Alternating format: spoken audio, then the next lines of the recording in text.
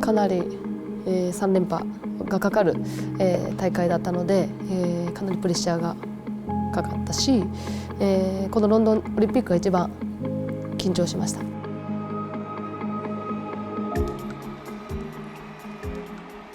観客は入場してマットに上がるまでの間にもうサオリとか、日本の国旗を振ってこう応援してくれたり、本当にロンドンだったんですけど、アウェーじゃなくてホームな感じがして、すごく心強かったです。カナダのバービック選手ですけど、もう決勝か準決勝オリンピックは必ず当たっていたライバルで、もうずっと戦ってる、相手にも自分のレスリングも知られてる、私も知っているっていう、お互い知り尽くしてる相手だったので、そこはやっぱりもうどうにか騙してフェイントをしてタックルに入り込むしかないっていうふうに、自分がポイントを先に取ろうという気持ちで、そういった、戦略っていうか、自分が先にポイントを取るぞっていう気持ちで、臨みました。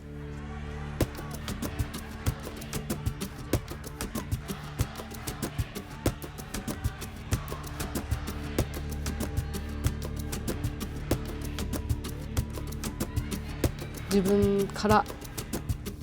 ポイントを必ず取って、楽な試合展開にしようと思っています。入ろうとしすぎても相手にタイミングを合わされたりするので、そこはなんとかタックルに入る前に崩して相手を惑わせるように動いています。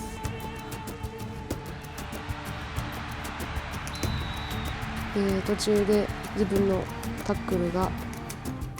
決まって、3点リードになった時にはちょっと、ほっとしたというか、入ってよかったという気持ちでした。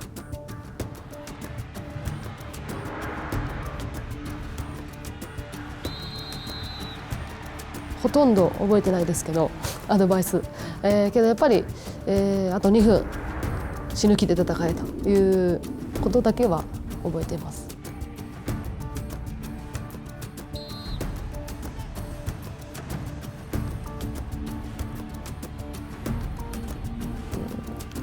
早く入ろうと思えば入れたと思うんですけど、やっぱり、勝負ですから、駆け引きがあって、入り込む勇気が私はなかなかなかったと。で、時間を見ながら、2分だったのでロンドンの時は、そのタイムを見ながら、今行くしかないなとか、覚悟が決まった時にタックルに入れるっていう状況だったので、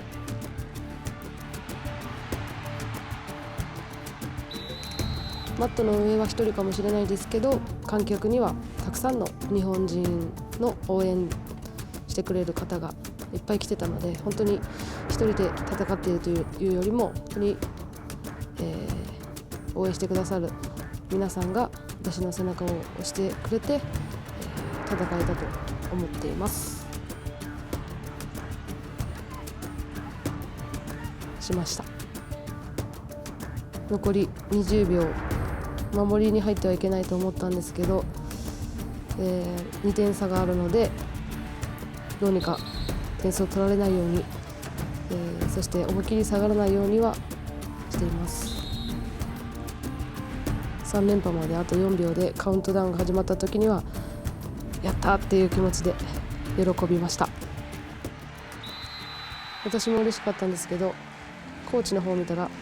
コーチの方が泣いて喜んでいました。終わった瞬間はいろんなパフォーマンスをしていますが、いつもロンダートからバク宙を、して本当に気持ちよく終われることができています。3連覇できるかっていうのはもう全然思ってなかったですし、このロンドンが一番苦しい戦い、しかもロンドンの前は本当にメダル取れたらいいなと、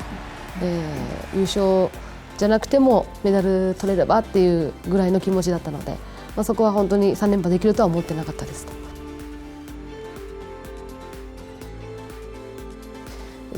だけど次の目標がまたあるので3連覇で満足せずに、また次の4連覇を目指して頑張らないとっていうふうに今は思っています。